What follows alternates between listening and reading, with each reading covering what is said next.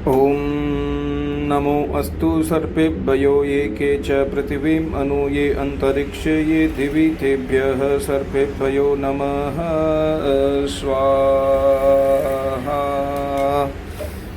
ये यजुर्वेद के त्रयोदशो अध्याय है, 13th चैप्टर है, मंत्र नंबर 6।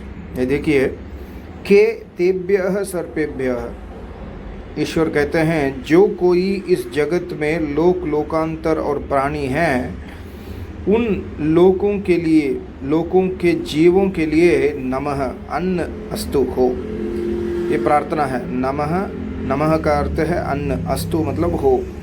ये अंतरिक्ष जो आकाश में और ये दिवी जो प्रकाशमान सूर्य आदि लोकों में च, और ये पृथ्वी जो पृथ्वी भूमि के ऊपर चलते हैं, अनुकार तो ऊपर चलते हैं, उन सर्पेभ्यः प्राणियों के लिए नमः अन्न प्राप्त हो गए।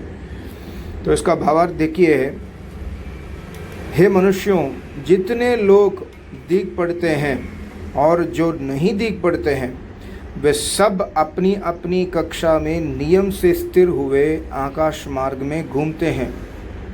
उन सबों में जो प्राणी चलते हैं, उनके लिए अन्न भी ईश्वर ने रचा है कि जिससे इन सब का जीवन होता है।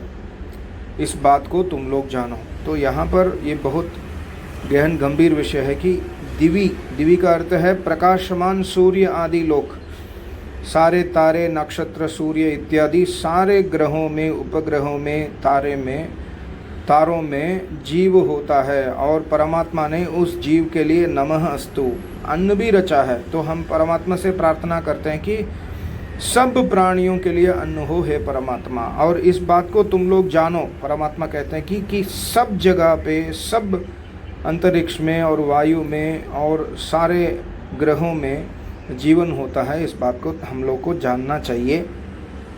हाँ, पर सूर्य में जो जीव है उसका योनि हमारे टाइप नहीं होता है, उसका अलग डिज़ाइन होता है। उसके हिसाब से ईश्वर ने उनके लिए अन्न रचा है। तो उसको हमको खोजना है, खोज सकते तो खोज सकते हैं, नहीं तो आचार्य कहते हैं, मेरे आचार्य कहते हैं कि समाधि में तो सब कुछ, सारे ज्ञान तो प्राप्त हो जाता है।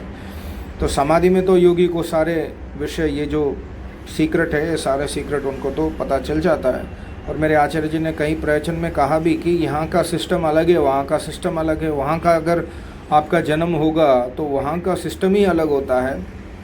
हमारे कर्मों के हिसाब से कहीं भी हमारा जन्म हो सकता है, और हम शुभ कर्म करेंगे कि शुभ कर्म, वैदिक शुभ कर्म निष्काम भावना से अगर करें तो हमारे जन्म उच्च कोटि योगी के कुल में होंगे। सबको नमस्ते, ओम।